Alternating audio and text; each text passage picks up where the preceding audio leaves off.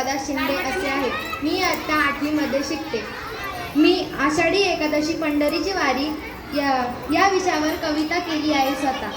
ती तुम्ही शांत चित्तेने ऐकावी अशी माझी नम्र विनंती. एकादशी आली सर्वात आज मोठी, एकादशी आली सर्वात आज मोठी, वारकऱ्यांच्या मनाला आनंदाच्या लाठी, वारकऱ्यांच्या मनाला आनंदाच्या लाठी. नाम विठूचे जपू मने मुखी, नाम विठूचे जपू मने मुखी, पंढरपुराला येऊन मन झाले माझे सुखी, पंढरपुराला येऊन मन झाले माझे सुखी.